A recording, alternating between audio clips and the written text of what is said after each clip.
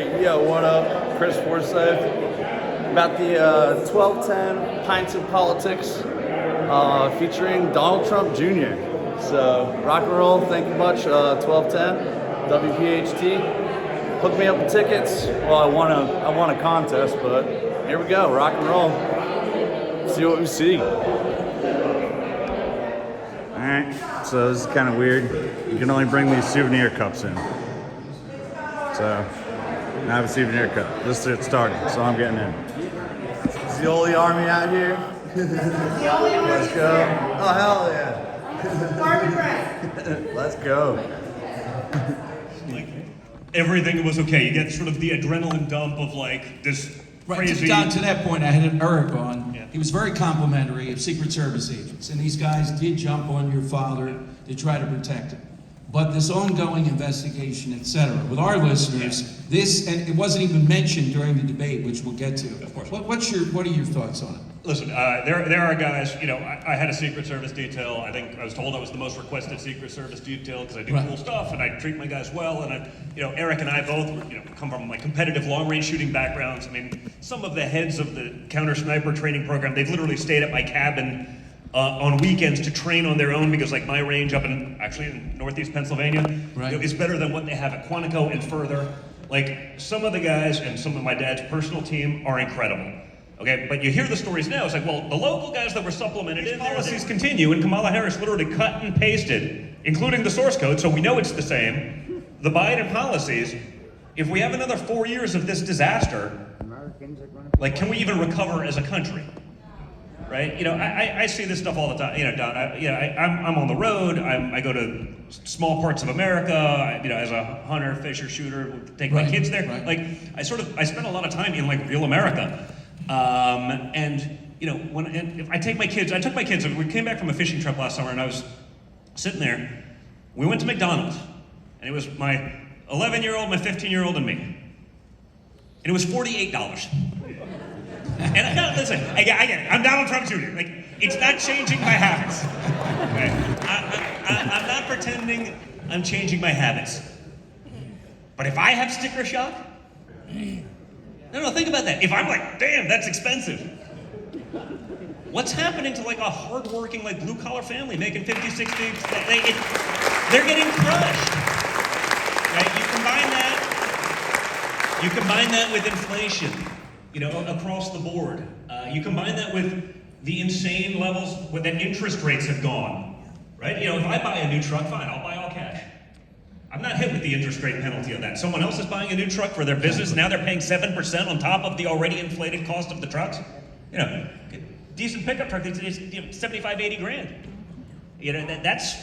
Wasn't that long ago when I bought a pickup truck for 40. It doesn't feel like it was that long ago, right? So you combine that, then you add in the interest rate, and all of a sudden, it's just debilitating. And they don't care. And again, then they'll bring in 100,000 Haitians that can't read and can't drive, and they'll put them into an area, into a town, Springfield. 20,000 Haitians put into a town, and I'm sure Springfield would love to take in a few people and help them and do the right thing. I mean, America's the most generous country in the world by far. But you put in 20,000 into a town of 50,000. And it's a problem. And then they give them driver's license, and they start driving, and then they get into accidents. Tell Don, listeners, like you're inside this. You're with Bernie Moreno. You're prosecuting that in Ohio. Yeah, I was in Lima. Who makes that decision? It seems to be Kamala Harris is on tape bragging about it. Yeah. But again, to the cost point of view, then they give them everything for free. Then they get free health care. Like we have to, I know I pay a copay. I have deductibles. I pay insurance premiums. They have none of those things. They can go into any hospital. Doesn't have to be a network, because there is no network. They can go into any hospital and receive the finest healthcare in the world while never paying into the system. You guys all have deductibles, you all have copays, you all pay premiums, and you have to be a network. They can just do this. So these people get crushed. Then again, they give them driver's license, they start driving, but they come from Haiti. There's not a lot of driving in Haiti, so they're not particularly good at it. So they start hitting other cars and causing accidents in the area. Then the entire area becomes an area that's problematic. Problematic in that there's a lot more accidents. So you could have a perfect driving record. Okay, you could, no speeding tickets, no nothing. But your insurance premiums go through the roof because there's a bunch of people driving that shouldn't be driving in the area. You bear the burden of that. not them. So bad, we have a guy coming on tomorrow, there's one in Pennsylvania that wants to put stop signs in Creole in addition to English. Yeah, because, no, but, guys, in all fairness, like, the red, kind of, octagonal, like, stop sign is sort of a global universal, right? Everyone knows what that is. But, the issue is also, listen, the reality, it sounds terrible, but, like, the average IQ in Haiti is 67, okay? I read that stat this week. You couldn't stand trial for capital punishment if you murdered a bunch of people at that level because you wouldn't be deemed competent. So, if you import the third world entirely at a level that's unsustainable. No coffee, no cream. Yeah, exactly. I didn't know that. Yeah, so I grew up in, like, I spent my summers in communist Czechoslovakia, and it was great, but I learned to appreciate what we have here as Americans. Our freedoms, Right. The ability to have that kind of prosperity. I've seen what those systems will do to intelligent, hardworking people, but when there's no incentive, there's no upside to working more, you're not going to. So, I guess, from an early perspective, I guess that was the kind of foundations of my political leanings is, contrary to popular belief, there's not a lot of sons of billionaires from Manhattan that are pretty ardent conservatives, just if you didn't know. I was supposed to be a libtard, okay? Like,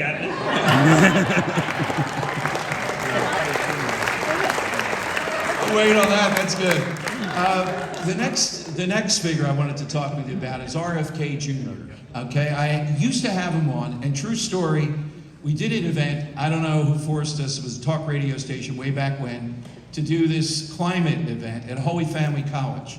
He's the big speaker. He shows up with a chauffeur and a giant limo to talk about the environment in the back. It was a little bit off-putting, but over the years, he was a good guy. He would come on, and this issue with our listeners of kids and health related to them is a huge guy to buy in with President Trump. But you were one of the people. Yeah, Take us through. I sort of back-channeled that one because, again, I see what he's doing. We don't have to agree on everything. We don't. But there are things, whether it's government corruption, whether it's the deep state, whether it's a lot of the health issues. This is a guy that's on point. Again, I've gotten to know him.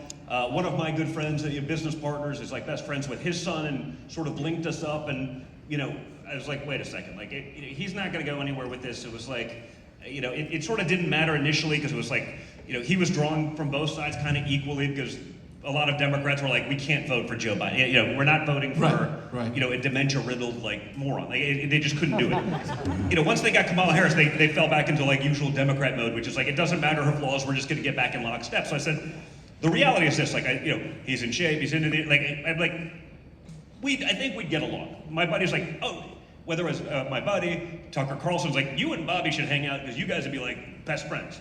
And so it's like we started this sort of conversation subtly. I kept everyone else out of it because in the political world it just leaks, and then someone will try to come up with an excuse to sort of blow it up. So we took it pretty far, and the reality is I think the guy's incredible. I've really become very friendly with him, very smart, and that's the reality. The Republican Party today, especially sort of that American, we're open to anyone. If you're going to be good at something, we don't have to agree on 100%, but imagine what that guy could do. You give him HHS, you give him Health and Human Services, you put him in charge of the FDA or just blowing up the corruption in the FDA. Yeah. We eat foods. Our kids, I have 5 young kids. Our kids in America, we eat foods that are literally banned in other countries. And it's fine. What used to be big tobacco became big food, and they're paying lobbyists $5 million a month to make sure that they can do it because they can save half a cent here while poisoning our children and essentially neutering them. And it's disgusting. And so I think there's a lot of places that he'd be great. And honestly, now that I've actually spent time, I spoke to him 2 hours ago, on issues unrelated to any of that, and it's like, wow, the guy actually has a really good understanding of so much of the world. Whether it's the war stuff, everything going on, he gets it. And I honestly, I'm just honored to have him as part of the team. I welcome it. And again, when it was against us, it's like, hey, I fight, right? So I'm gonna, but now I have such a better understanding in the last few months getting to know him. I think he'd be an invaluable asset to any team. But again, we're the only team that I think would give him the leeway to actually do what I think he could do incredibly. And I think that will serve our children and so many Americans so well. We're going to see him out there more than... Oh, no, he's out there all the time. Yeah, I'm doing events with him all over the place. Yeah, no, he's and again, it's not just that. It wasn't just like, hey, I'll throw my name behind Trump and, whatever it is. And the guy he's a workhorse too. He's out there working, he's fighting. He calls me, like I said, I'll get a call, 10:30, hey, it's Bobby, can you talk for a few minutes? Sure. Like, he's out there thinking about ideas, how to move things forward. I could not be more impressed. So you are the broker behind the scenes, without being immodest about it, of some of the biggest things that have happened here. Just the bigs. I know what I'm good at, and I stay out of the other stuff. I'm not like the other guys in politics. I don't make any money in politics. Right. Well, we owe New York State $500 million for paying back a loan on time with interest, where the alleged victim was testifying that they wanted to do more business with us, not less. So we've actually lost a lot of money in politics, but I'm the father of 5 young kids. I believe in America. I believe in the American dream. I believe in our Constitution, and I think all of that stuff is honestly in grave danger right now, and that's why I do this. So there's got to be the question. There's got to be, once all this is over, there's got to be an itch to get into the ring full time. You're in the ring. You're on Rumble. Let's worry about 2024, Don. Come on. Wait, No. Look, I got plenty of time. Relax, Dom. Come on. Calm down, Dom. You want to hear more of How it? many pints did Dom have before this? You never know. Maybe one day. Oh, boy, that's an opening. Let's cut that for tomorrow's show. Maybe one day. The problem is this. I like doing the stuff that the Republican side typically isn't all that good at. I don't mind fighting. I don't mind getting in there. I don't care what they call me. I'll push back. I've created enough of a sort of let's call it a soapbox to get it out there. You still have to want the day job, and they'd be like, they pulled me to run for Senate in Florida, and I beat pretty, competent people by a lot, and I'm like, but then I gotta go be a senator. Like, there's almost no interest in that, So, There's only one job, the presidency, right?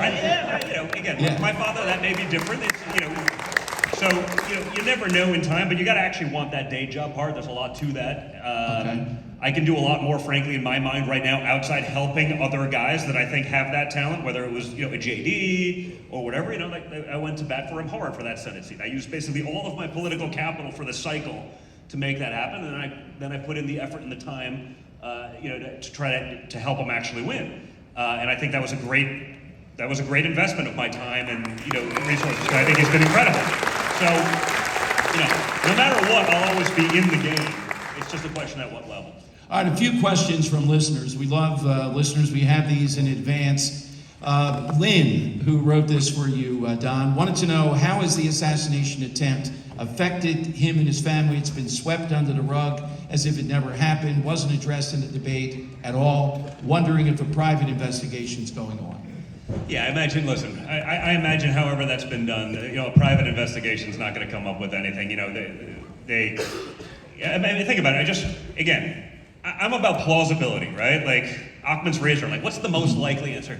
Like, does anyone really believe that a 20-year-old kid became so radicalized that he would try to assassinate a former president, but he had no social media footprint.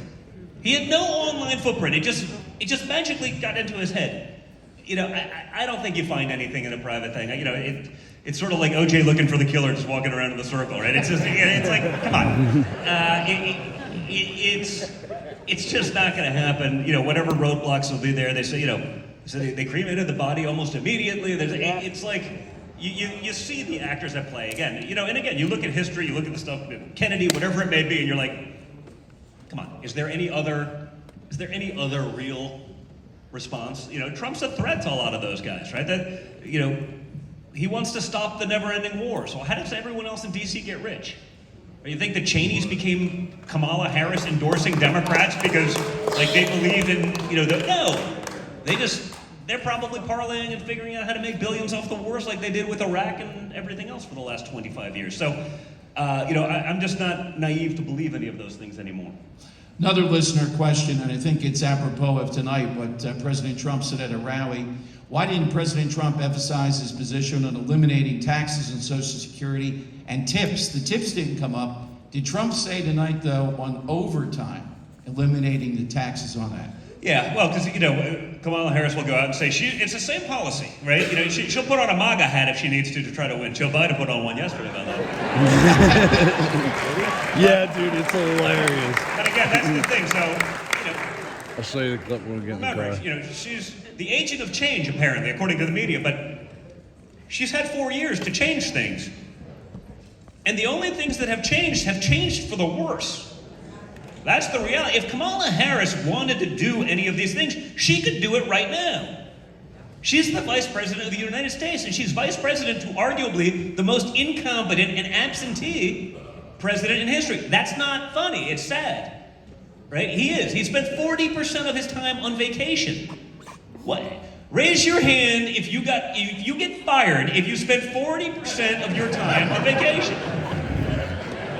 I know I would. There's not a person in here that could do that unless you're self-employed. Okay? So, if she wanted to do anything, she could have done any one of these things. She could do it right now. She could shut down the border, all these things. You're going to build a wall. It's like, well, why didn't you build the wall for the last 5 years? 4 years, right? They stopped. They paid the contractors the cost of completing the wall. They said, leave the materials where it was. They sold them all for pennies on the dollar because they wanted an open border. Again, this is a radical California liberal. That's not going to change. She's the daughter of a Marxist. That'd be like me being like Trump and being like soft. I don't know. It's not going to happen probably, right? You don't just change. So the reality is she could have done any of these things, but she'll tell you whatever you need to hear to do it. They did it in this area. Frankly, it's the perfect example. Fracking, right? Pennsylvania, all that. Remember the Democrat primary debates of 2020. Raise your hand if you would eliminate fracking and destroy American energy. Every Democrat on that stage raised their hand. But in the debate against my father, I would never do that. But you said you'd do it. I would never do that. Media, he would never do that. That would destroy our energy independence. That would destroy tens of thousands of jobs. That would destroy the vote in Pennsylvania. Okay? He would never do that. Oh, okay, maybe he won't do it. Day one, Keystone Pipeline, first executive order, gone. That was our energy independence. That's national security. That's tens of thousands of good, paying jobs for hardworking Americans. Just gone. Now we import oil from Venezuela, a regime we didn't recognize, and Iran, the world's leading state sponsor of terror. We could have been doing it ourselves, but they told us, no way.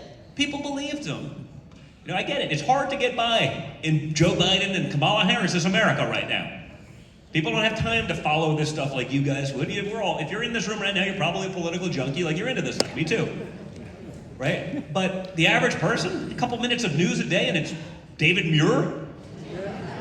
I mean, well, Trump he must really be Hitler. He must be. David Muir said so. I mean, Kamala Harris' sorority sister is the other moderator. And the head of ABC News is the person that set up Kamala Harris with her husband. I'm sure we're going to get a fair shot here, folks. But, they'll tell you whatever it is that you want to hear. I mean, Kamala Harris said, I'm not going to take your guns. Like 10 days ago, she was pushing gun buyback programs. That is taking your guns. But she'll tell you that she's not going to get fact-checked. They know about it. They knew about fracking. No one fact-checked them because they're not going to, because they're fine with the results however they get there. They can bastardize democracy all they want to get what they want, and then it doesn't matter because they're fine with it. They'll be behind their fences and their walls, and they'll have their armed guards. Actual Americans, like real Americans, they have to suffer. And that's not acceptable anymore. Absolutely. Don, at this point, whenever we talk about some of these great events, I like to do a little lightning round. We've hit a few, but just your impressions. Let me start off in the lightning round, and listeners wanted this one, number one. Taylor Swift. Listen,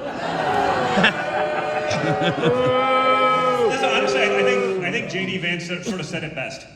When your grocery costs go up by 20%, it hurts you. It doesn't change anything for Taylor Swift.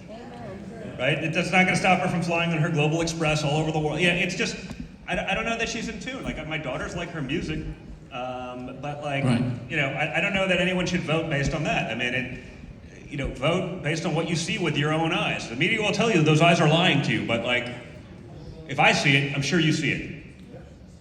Nancy Pelosi. I think there's a priest in the front row. We need an exorcism. That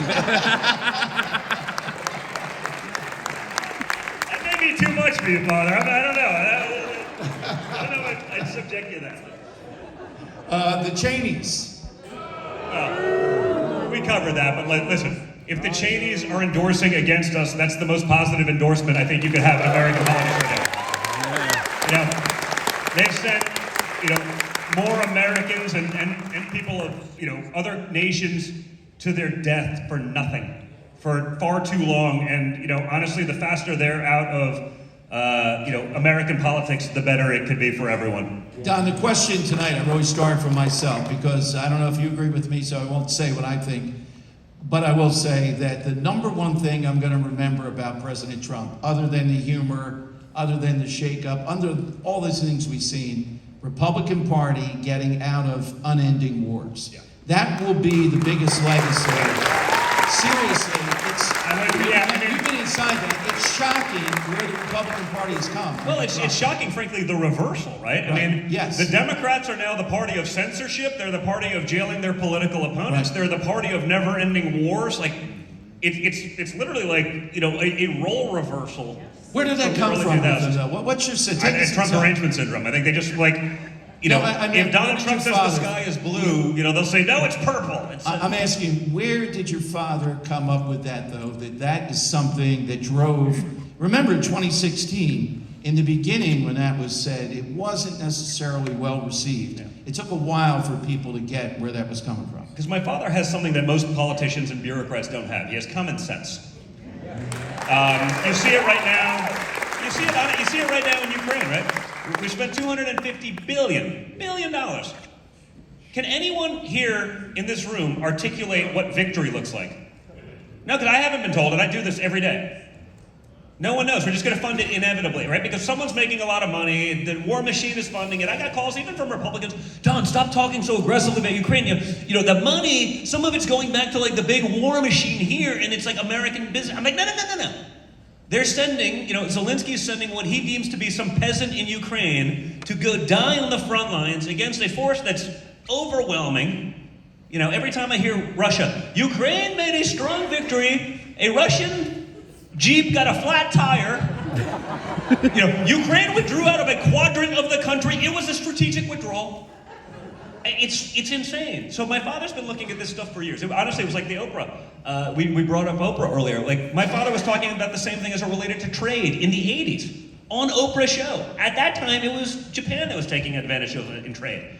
Now it's China. He's actually been incredibly consistent throughout his entire career. Some of the players may change, but it's common sense. He sees it. He's like, no one has articulated what this actually gets us. We've been doing that forever. Right? And but people just sort of, blindly went along. No, we're at war. It's patriotism. It's like, well, no, but like if Americans are dying for no reason, just so a couple guys in D.C. can get rich, that's a problem. If tens of thousands or hundreds of thousands of Iraqis or Afghanis or whatever are dying, and we don't really know why we're there, like, that's a problem. The war machine's never going to stop that. You see it. It's just like Ukraine's immediately. It's like, well, we haven't been at war in like 6 months. Like, we got to get back at the game. They watched Big Pharma get rich for a couple of years. They're like, okay, it's our turn back at the dole. And so I think just as a common sense guy, he saw that there was no value proposition. There was no upside in it really for America, and he just said, this is ridiculous. Enough is enough. I still want to say, though, to me, that it's bold to do that in a Republican primary, because I've been doing this for a long time. That's why they attack him the way they did. When I saw that, and we remember initially, it was not necessarily people were like, we're the Republican Party.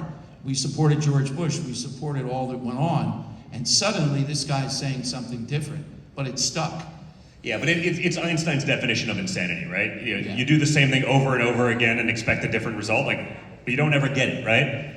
That was the reality. We saw that, whether, throughout. And, you've been in these wars for 25 years. There's no real end in sight. There's no real upside. There's no this. All there is death and carnage and cost. And you're like, maybe we gotta change. Maybe we don't just have to do the same thing over and over again. And I think my father figures that out a little faster than most. And now I think everyone, is sort of in consensus on this stuff. But that doesn't mean there's not still a lot of unhappy people in D.C. that will try to snake them because, they got to get back in there because, that's their retirement package.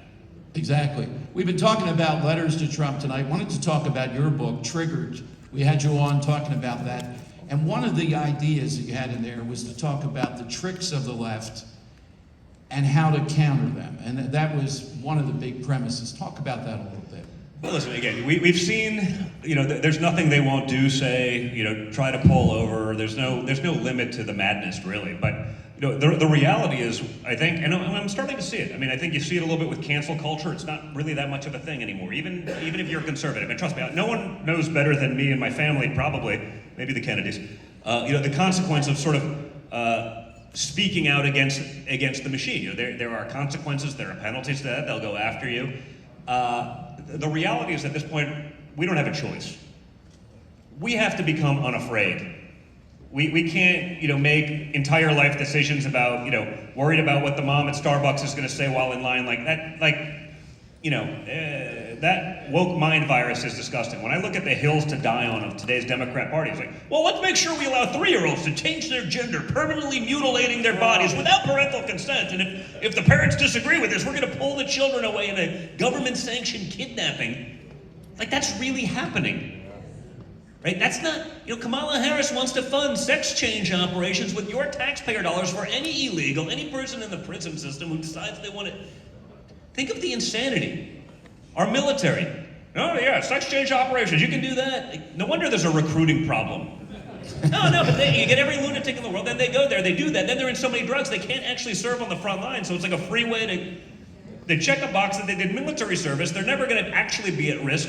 They get their government-funded sex change operation, and then, shockingly, patriotic Americans don't want a part of that, so they don't sign up anymore. We have to, number one, become unafraid. We have to use our voices. We can do that respectfully. We can do that intelligently. We don't have to be, not everyone has to go as aggressive as me. But apathy, that's what's going to kill us in the long run, right? That's what's going to get us. If we sit back there and just accept it and just sort of, we can't live and let live. They won't let us live and let live. Right? They talk about that all the time, but they won't let us have our guns if they can have their way. They won't let us have our free speech. They won't talk about our ideas. Everything they don't like is a conspiracy theory. All the conspiracy theories have been proven to be basically true. We've all been killed for that. Remember Wuhan lab leak theory? Like honestly, who with an IQ of above, let's call it 7? Okay. Wasn't like, you mean to tell me the Wuhan virus that started at ground zero in Wuhan, where the lab that studies the exact virus in question, it didn't come from there. No, it came from 3 feet outside of that lab, totally unrelated. But if you're in medicine and you had a government grant, Anthony Fauci would pull your money if you did that. You'd lose tenure if you were at a college. Of course, they canceled me for it. I was like, what do you know? You're not a virologist. I go, yeah, I'm not a virologist, but I'm also not an idiot. Of course, what are you talking about? Somewhere clear. You do not have to be a virologist to be of course it came from there. Exactly. But we have to be willing just to speak up. Don't let them put you in a corner. The silent majority is much bigger than it is, but a lot of people, and I understand the consequence, but I think that consequence is getting mitigated. I think more and more people are doing that. And once we have that wave of people that are just unafraid to actually speak their mind and understand what's going on, to talk about it, I think we actually win. I think we win on these issues, but we're up against $1 trillion of big tech. We're up against $1 trillion of mainstream media.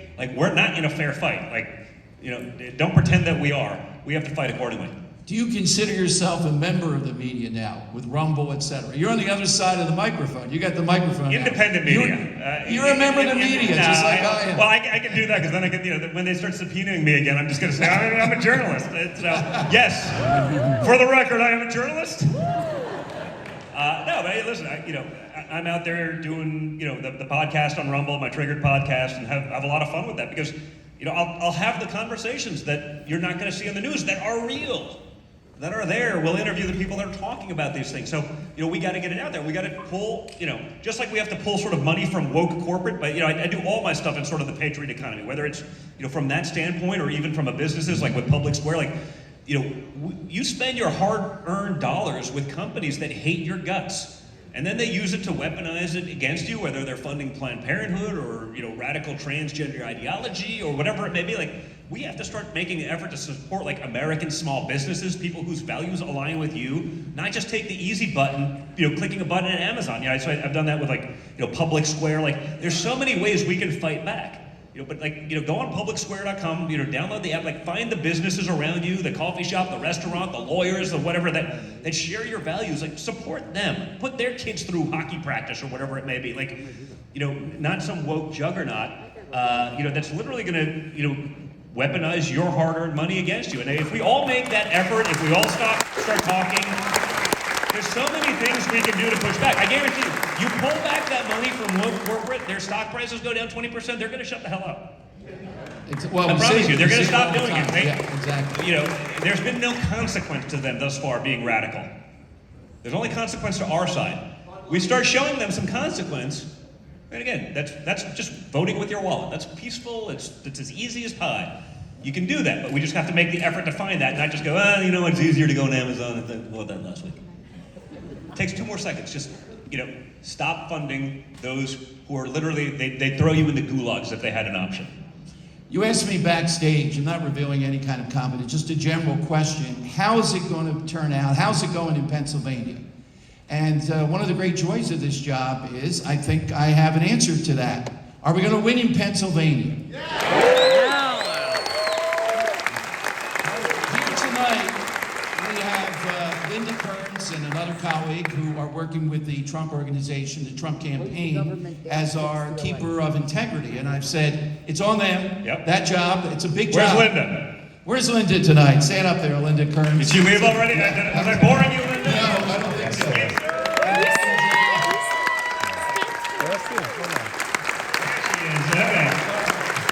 I thought maybe I'm doing a lousy job, but Linda was like, forget this guy out of here. I'm thrilled to tell you that the things that we see that have happened this time around versus 2020 in Pennsylvania, we're in a lot better hands. But you're the guy really plugged in, after all, with the president. Give us an idea what we're going to see, and I know it's fluid. Anything can happen here. It's totally What are we fluid. going to be doing over the next 50 days? The biggest thing, get out, vote early, check your registration. I actually did my Triggered podcast last week. I did a whole show with Scott Pressler. Who's just honestly a workhorse. He's been out there like an animal, but you go through all the dates. And again, a lot of that will apply in the swing states. If you know other people in other swing states, obviously Pennsylvania's going to be a big one of those. This was a little bit, Pennsylvania specific, but sort of the dates, when things start, when you can no longer change your registration. If you have kids that are in college in Pennsylvania, versus you may live in New York. It's like their vote's better in Pennsylvania. They can do that. You can still do that now. Don't wait until the last day. Don't, we've done that too much. We vote on the day, and I get it. Like, I want, nothing more than to have normal, sane elections like the rest of the world. Even the communists in Europe, they're like, what do you mean you don't have paper ballots with ID and same-day elections and but we don't, because the other side is setting the rules. Right now, we have to play their game. We just have to play it better and smarter. So, get out there, vote early, go check out that podcast episode, send it to your friends. It'll give you the dates, the deadlines, what you need to do. You just don't want to get there on election day, or God forbid, it's raining in a conservative county on election day, so people sit at home and say, I don't want to get wet. Do it early. Bank the vote. We can't let the other side have a 50-day election cycle. While we have 1 day, and we hope for no snow. That's not smart. So we have to play that game, and we have to get involved across the board. We're in Pennsylvania handling that. What are you seeing in the other states? What are you hearing? Give us a sense. Yeah, a lot of similar. I mean, there's a lot of sort of grassroots. I know in Arizona, a lot's being done by Turning Point. So you're not doing it with the traditional sort of RNC model. Like, there's guys that just know their areas, they know their people, they know how to mobilize, they know how to get that stuff going. So they're like, well, the RNC's not doing this. It's like, it's fine. We know everyone. The rules have changed, so we're working collectively. With guys like that. So Turning Point's do a great job in Arizona and Wisconsin. Other guys are handling different states. So the biggest thing, again, just no apathy. Get involved, call every person you know, make sure they know it, make sure they know the deadlines, make sure they're registered, make sure that it's all correct. Every vote's going to count. There's nothing the other side's not going to do. I think we're better now at looking at what they're going to do. But again, they're much more vicious. They're much more evil. They got teams of lawyers that you wouldn't believe that do nothing but try to figure out how to screw up that system, in their advantage. And so, every vote's going to matter. We just have to get out there and do it. One parting area I thought would be fun to end on after all this stuff, and it's been great, is you were on The View, at least if my research is correct, the 5,000th episode on The View. That was fun. That was epic. And you're being accused of trying to set up the morons on The View, which is relatively easy to do, bringing up outrageous things like Joy Behar and blackface. So I didn't set them up. Listen, I was on the 5,000th episode. It was when my book had come out, and they were like, hey, would you come on The View and talk about your book? So I'm a big boy. I don't mind fighting.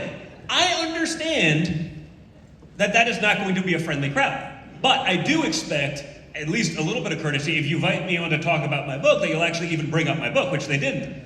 So now, again, it's 5-on-1.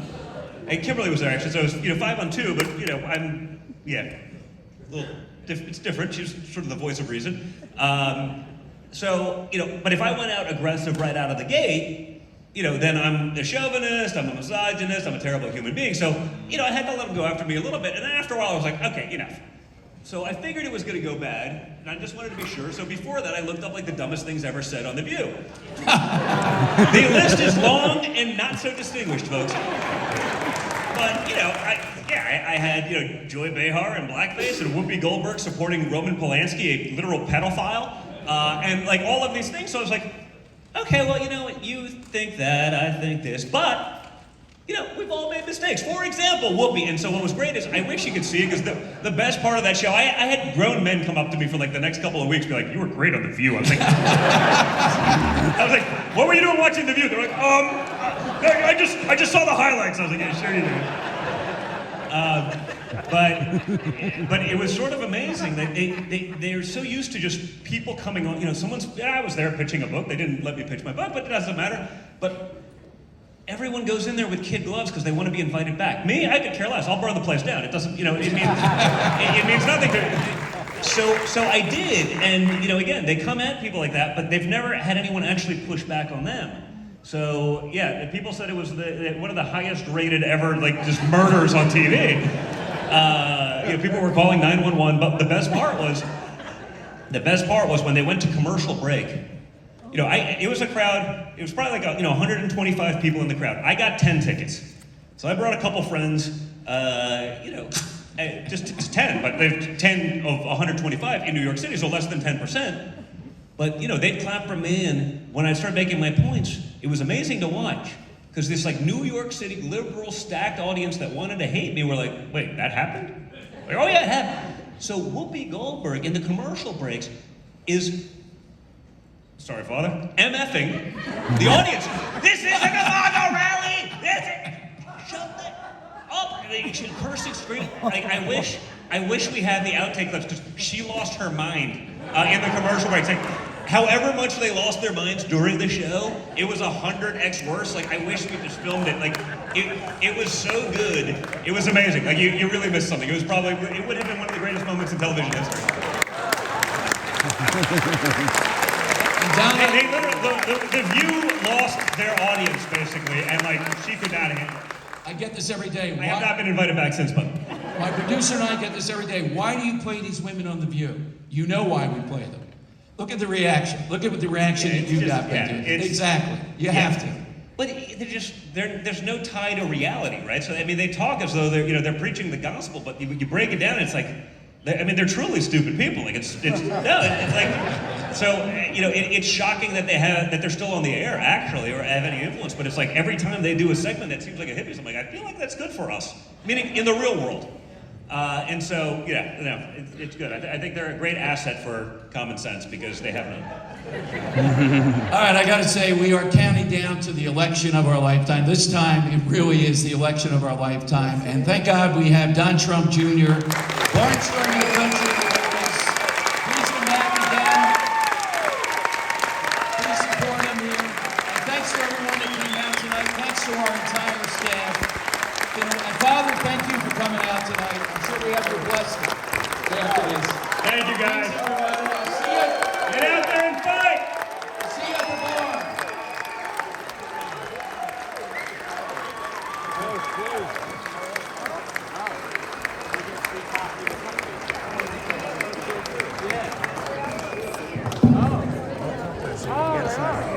picture.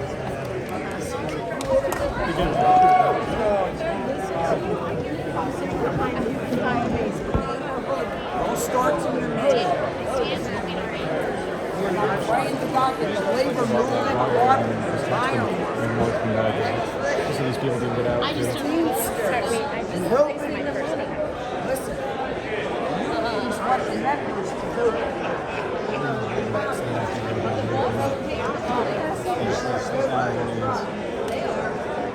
But their bosses still give them money. We have to go all the way up and around again, or could we go this way?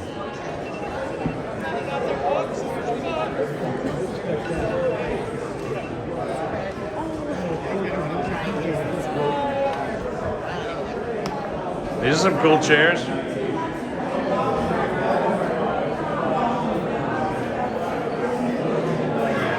Need some iron.